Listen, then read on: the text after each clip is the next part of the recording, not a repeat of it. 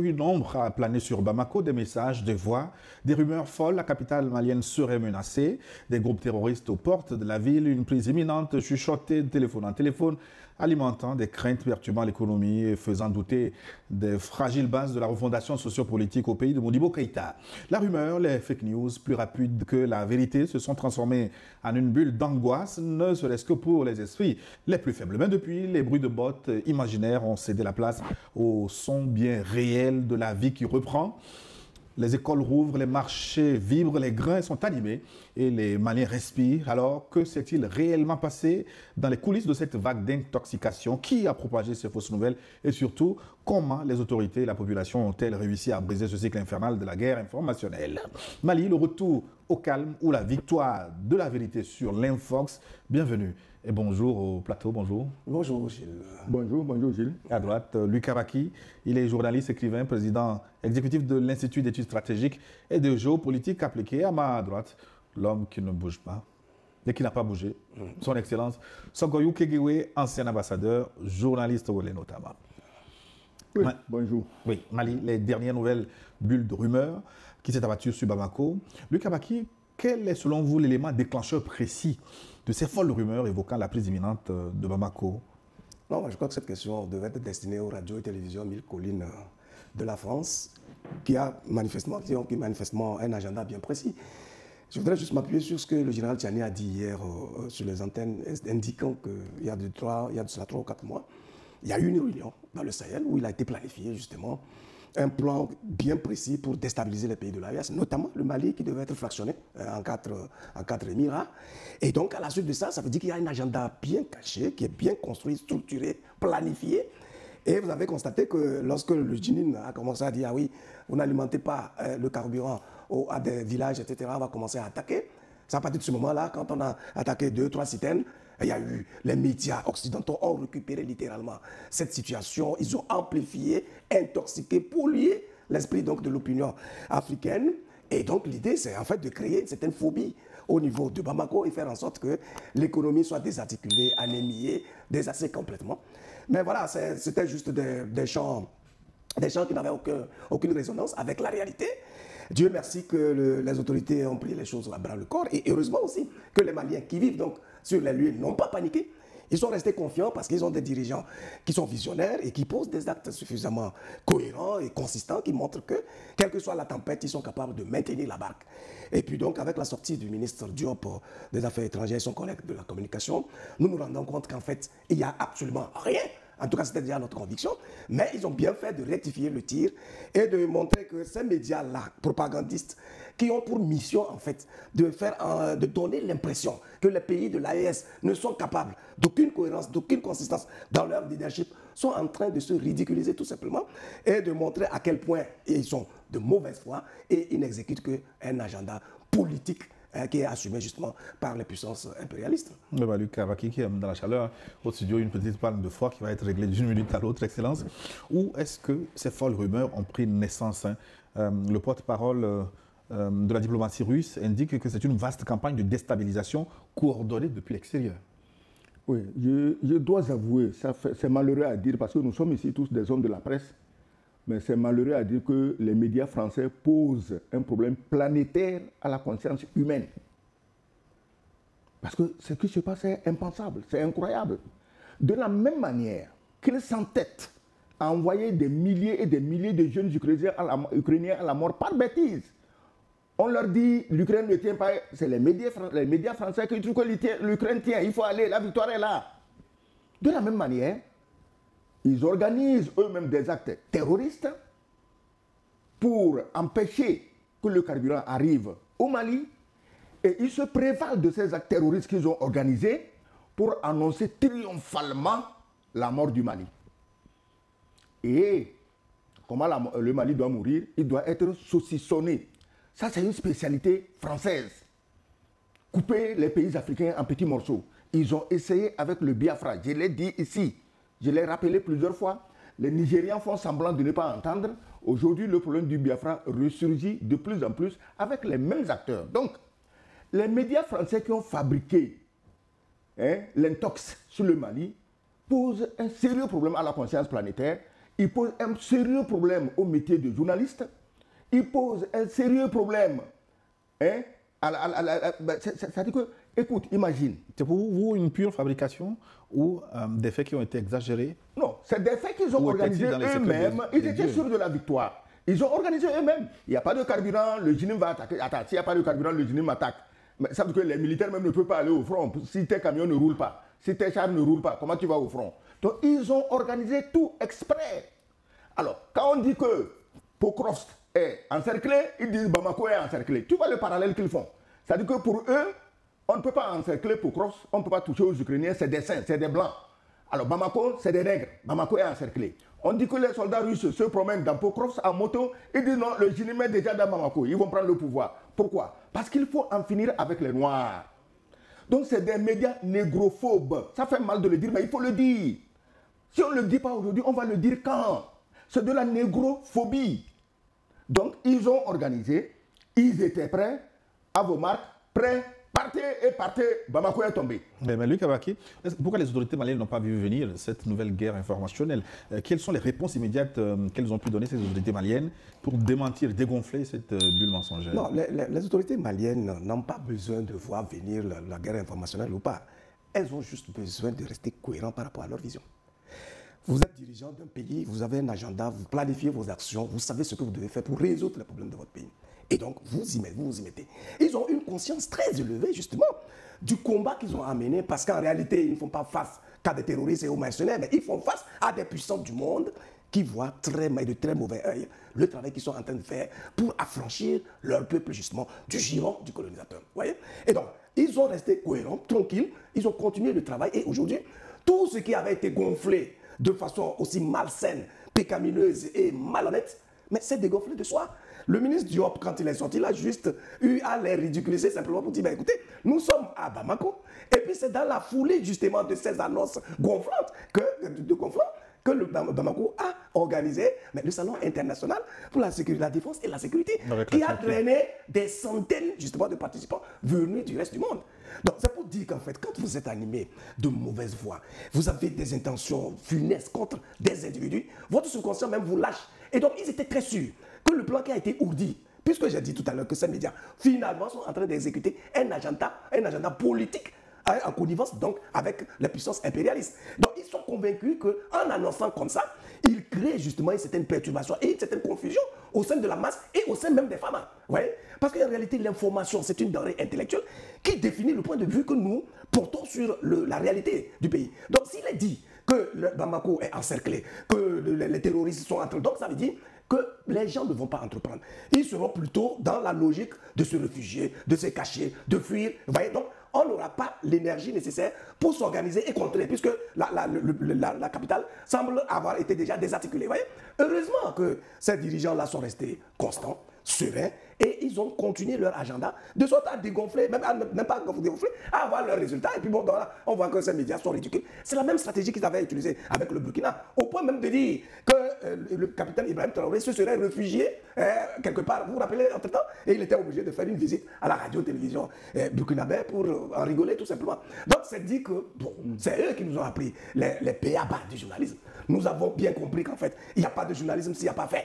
C'est sur la base des faits qu'on travaille. Et le journaliste a cette mission, justement, d'enrichir l'esprit des citoyens. Mais ce n'est pas justement de le polluer. Je suis étonné de voir que ces médias-là, qui sont des références pour le monde francophone africain, sont devenus vraiment des médias de propagande qui intoxiquent, mais malicieusement et intentionnellement, les citoyens du monde. Oui, Excellence, est-ce que les rumeurs en question ont eu l'impact souhaité?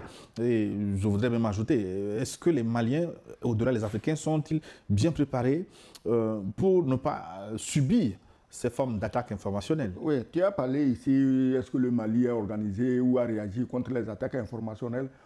Nous tous, nous voulons que la communication soit maintenue à bon niveau. Mais dans le cas précis, le Mali fait bien de ne pas descendre dans la fange, dans la saleté avec ces médias négrophobes. Parce que c'est du racisme anti-noir que ces médias prêchent. C'est du racisme anti-noir tout court. Comment tu veux que les Maliens ne vont quand même pas se mettre sur les dizaines de médias français tous les jours, quand quelqu'un raconte une bêtise, les autorités maliennes vont se mettre à répondre. Pourquoi? Les Maliens sont chez eux. Les Français n'ont qu'à déblatérer, matin, midi, soir, le Mali est tombé, on va aller ramasser leur cadeau, le pays est endetté, on va ramasser le chose cadeau, le pays est endetté. Mais donc c'est en comptant sur ces pays que vous avez mis l'économie de votre pays sous l'eau. Mais finalement, les Maliens ont suspendu certains médias occidentaux, notamment LCI, TF1 et consorts. Ils auraient pu faire ça avant, non? Ils auraient dû faire ça avant. Parce que tu sais, c'est ça le problème de nous, les Africains. On croit aux sentiments. Ah non, ils vont finir par comprendre, ils vont nous laisser en paix. Non. Si tu veux qu'ils vous laissent en paix, dis-leur que ton or, c'est désormais cadeau, ton coton, c'est cadeau, ton machin, c'est cadeau. C'est la seule condition. Dire que non, ils vont comprendre, ils vont vous laisser en paix, c'est que tu n'as absolument rien compris de ce qui se fait. Ils sont habitués à vivre gratis sur le dos des Noirs depuis au moins 500 ans. Et toi, aujourd'hui, tu crois qu'ils vont changer? Ils vont changer et vivre comment? Ils vont vivre comment? Regarde la France. Ils vont vivre... Maintenant, ils veulent même voler l'épargne des citoyens français qui travaillent dur. On veut voler l'épargne pour soi-disant aider l'Ukraine, alors que les milliards envoyés à l'Ukraine reviennent en rétrocommission dans les poches de ces dirigeants européens et ils volent leur propre peuple. Et vous croyez que c'est vous les Noirs qu'ils vont arrêter de voler? Ils volent les Français. Et vous croyez qu'ils vont arrêter de voler vous les Noirs? Donc, ces médias n'avaient même pas le droit d'être sur les territoires africains. Ils n'ont qu'à les mettre ça chez eux. Ils peuvent mettre un Français machin en Norvège, en Suède. Ils peuvent mettre ça au Canada. Comme c'est tous des pays très démocratiques. Nous, on n'est pas démocratique. Je vous dis que si vous ne laissez pas tomber la farce démocratique qu'on utilise pour vous déstabiliser, pour vous tuer, mais vous ne serez pas sortis de l'auberge.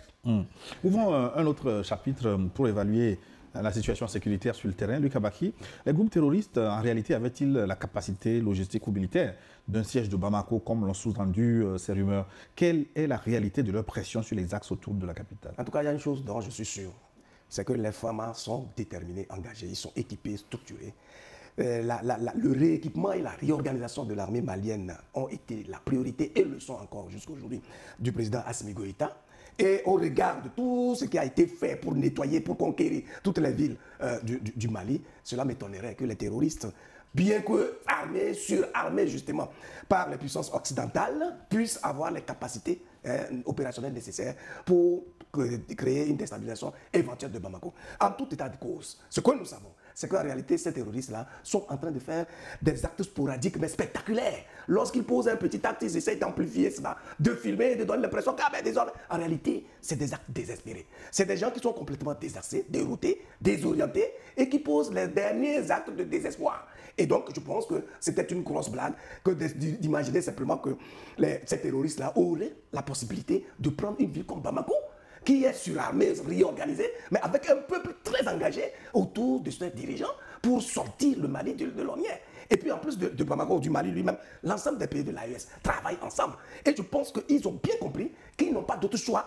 que de s'engager résolument pour lutter contre ces voyous, contre ces terroristes et contre ces impérialistes qui sont là et qui s'activent de sorte que le rêve nourri aujourd'hui par ces dirigeants, qui est donc d'affirmer la souveraineté effective et de l'assumer, ne puisse pas être une réalité. Mais malheureusement pour eux, les pas décisifs qu'ils sont en train de poser nous montrent que dans les mois à venir, ces pays-là véritablement vont aboutir à quelque chose de plus probant et de plus spectaculaire. Excellence, sur les mêmes médias, il semble se dérouler une sorte de rétropédalage.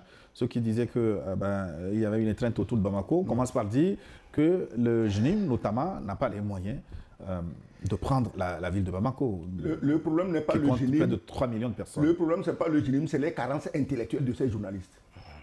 C'est leur carence intellectuelle, leur mensonge professionnel, leurs attaques contre les Noirs. Parce que, qu'est-ce qu'on dit? Qu'on prend le Mali, on le coupe en califat. Ouais. C'est-à-dire qu'on va nous envoyer à ce qui se passe actuellement au Soudan, dans le Darfour.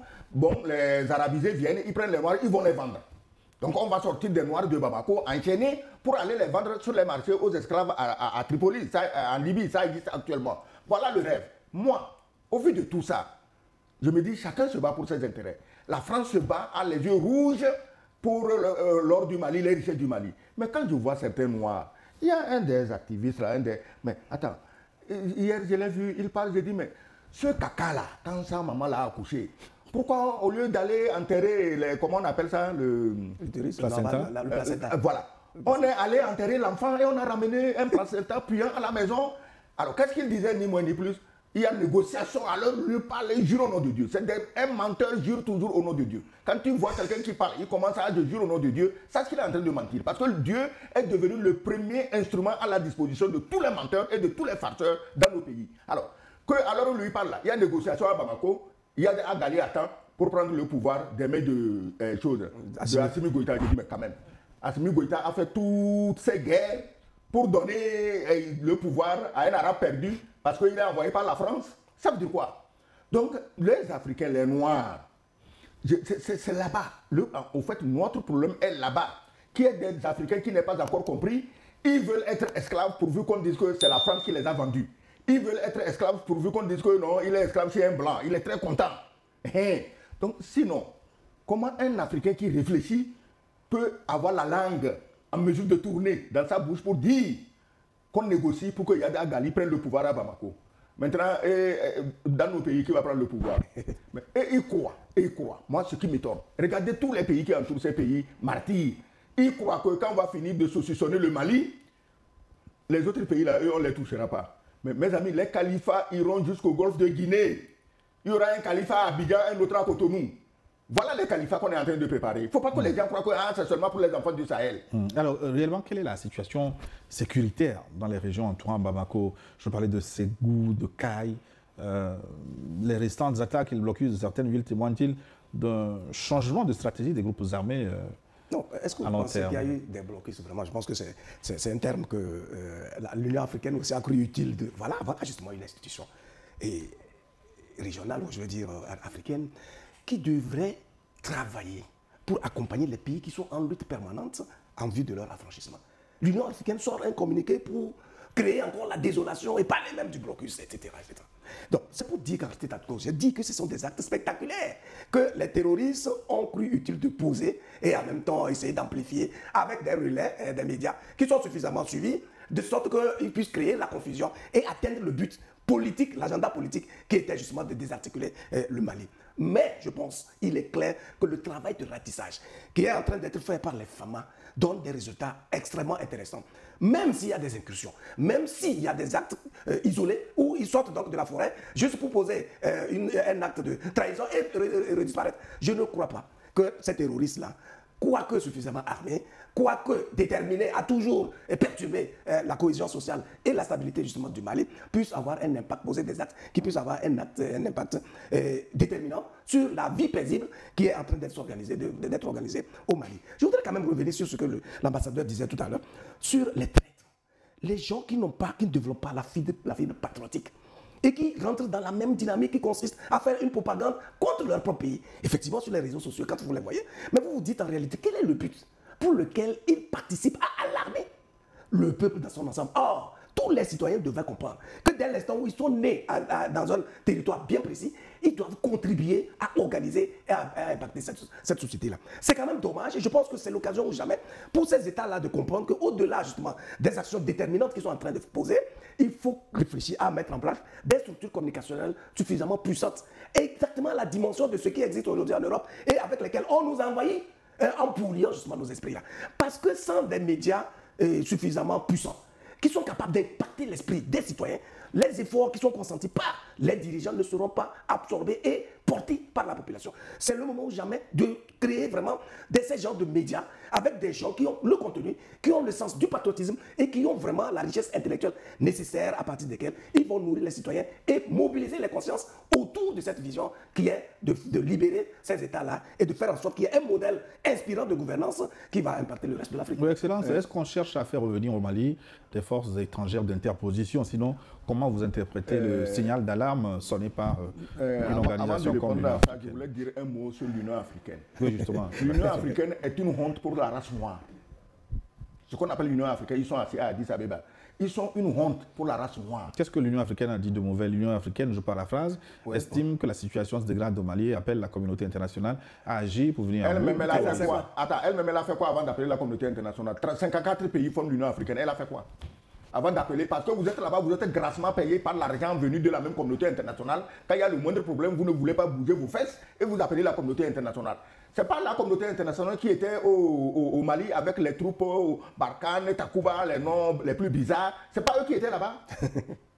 C'est pas eux qui étaient là, c'est pas les mêmes qui annonçaient aussi à leur époque que les rebelles marchaient sur le Bamako. Et pourtant, ils étaient là. Et j'arrive maintenant à ta question, est-ce que c'est une façon de ramener les forces étrangères? Mais bien sûr, les Russes sont arrivés, les Nord-Coréens vont arriver, les Chinois vont arriver, les Iraniens vont arriver. Voilà les forces étrangères que les médias occidentaux sont en train d'appeler de tous leurs vœux dans le Sahel. C'est incroyable. De tous leurs vœux, ces médias occidentaux-là, français-là, ils appellent de tous leurs vœux l'arrivée et des Russes, et des Chinois, et des Nord-Coréens, et des Iraniens, et pourquoi pas, et des Turcs. Voilà. Ils croient que quoi? Qu'on va retourner encore amener des Français qui passent le temps dans les bordels à Bamako? Ils croient qu'on est à ça? Ils croient que vraiment le Mali est à ça?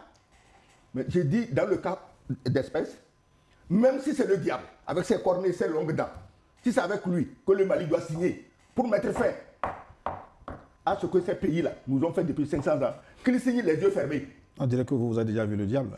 Le diable, c'est vous qui le dessinez, non? C'est toi, tu es chrétien, non? C'est vous qui dessinez ça dans vos livres bizarres, là, non? Pour clôturer ce chapitre, je voudrais qu'on questionne la participation ou l'interaction des autres pays de l'AES avec le Mali dans le cadre de cette crise. On n'a pas beaucoup entendu le Niger, on n'a pas beaucoup entendu le Burkina. C'est bien que sur ces médias étrangers, l'AES a été quelque peu critiqué de ne pas faire preuve d'une grande solidarité. Est-ce que même le Mali, même vous l'aviez entendu? Malgré tout le bruit qu'il y avait pour ameuter le peuple, etc., est-ce que les Maliens en avaient fait un problème particulier? Non, ils ont mis leur vie. Le ministre Diop, lorsqu'il a fait sa sortie, il a dit, mais on n'a pas... Ils travaillent en synergie, ils sont dans une confédération. Ils élaborent des stratégies pour contrer justement les ennemis de leur pays. Donc, ça veut dire que c'est un épiphénomène, c'est un non-événement, tout ce qui se racontait.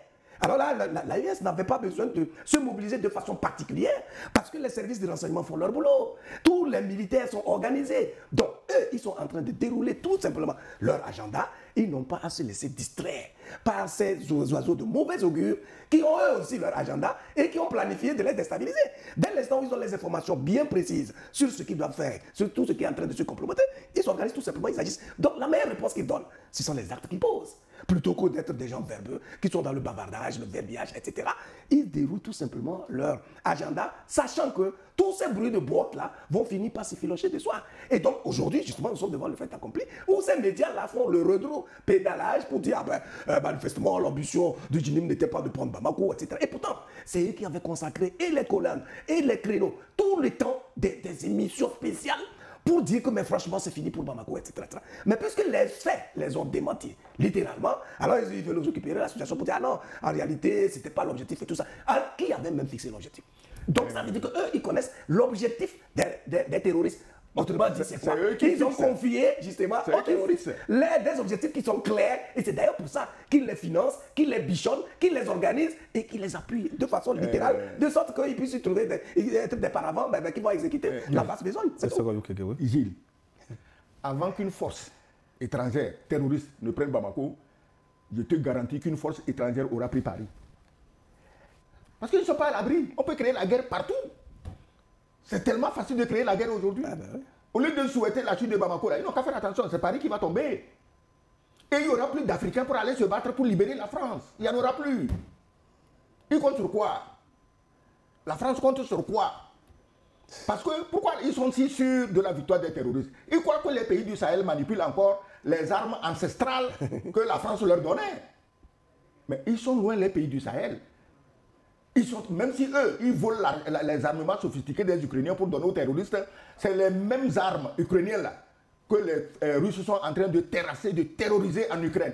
Alors, si on vous bat en Ukraine, comment vous voulez venir nous battre en chose au Mali? Les Russes sont au Mali.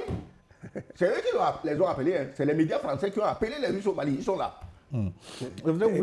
Avant de finir, c'est-à-dire qu'il y avait quelque chose d'effarant où les médias français s'étonnaient de la sérénité des dirigeants maliens. Vous comprenez?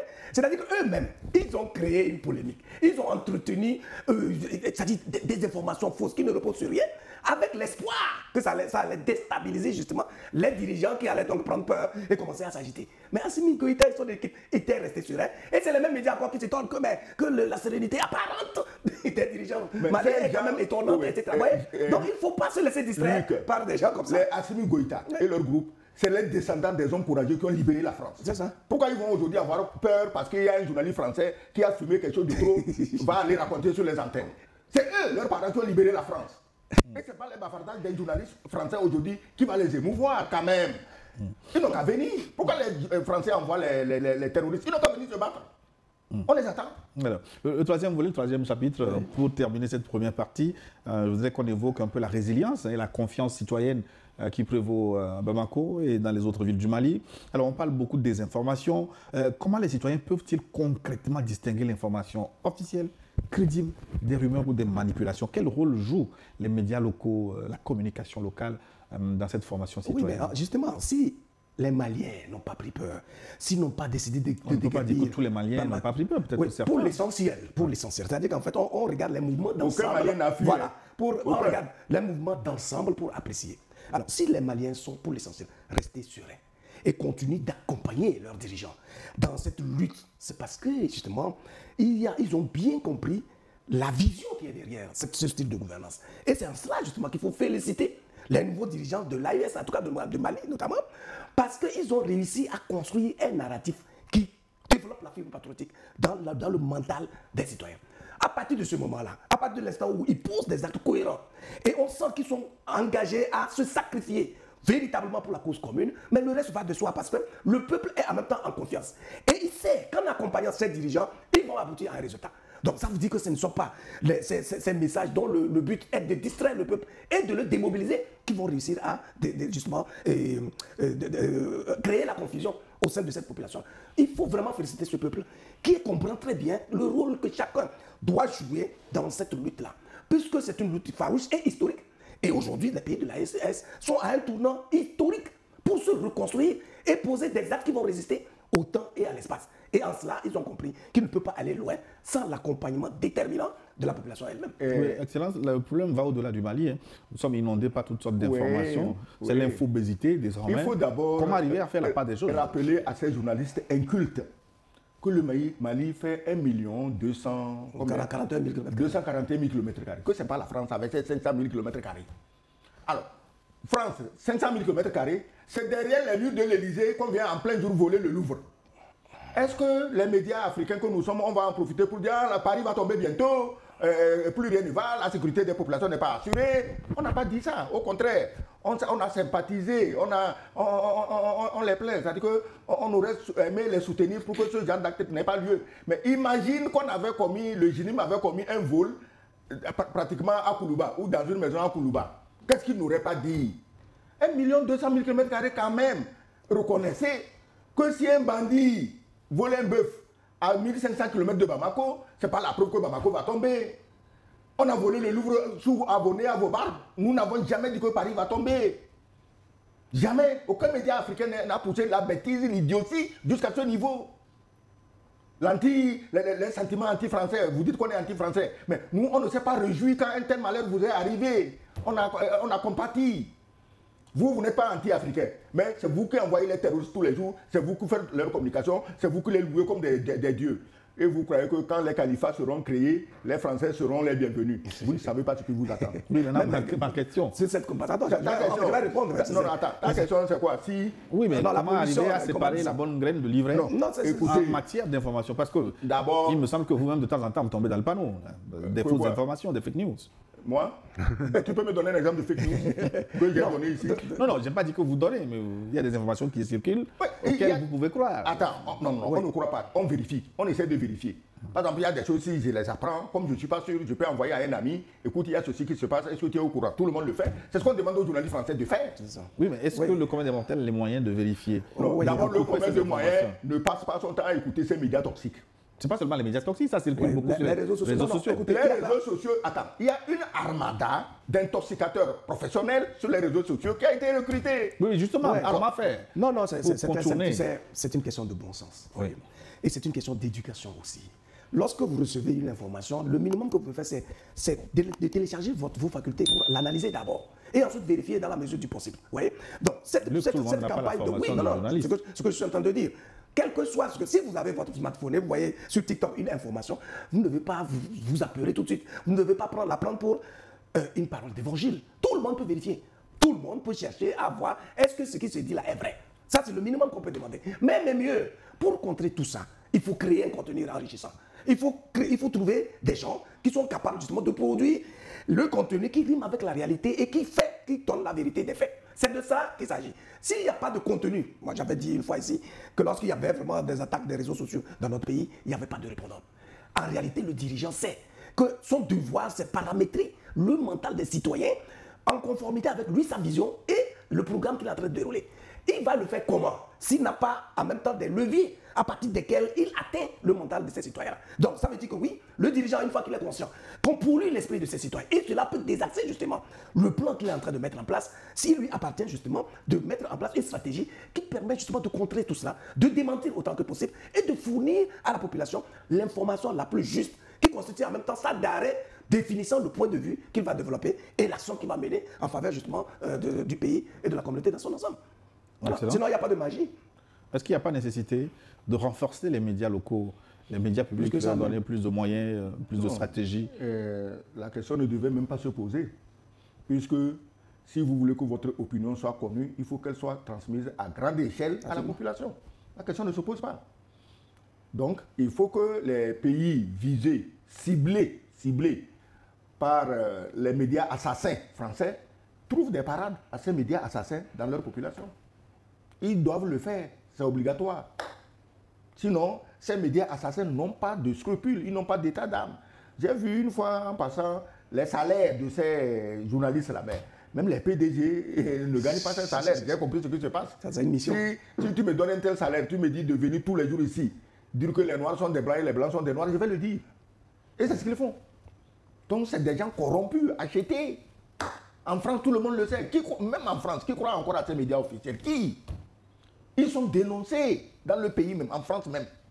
Donc, il appartient à nos pays en général et aux pays du Sahel en particulier, ciblés par les médias assassins, de prendre leurs dispositions pour que les médias assassins ne continuent pas à vicier le cerveau de leurs citoyens. En fait, vous savez, c'est pour ça qu'ils ont créé ces médias-là dans un but bien précis.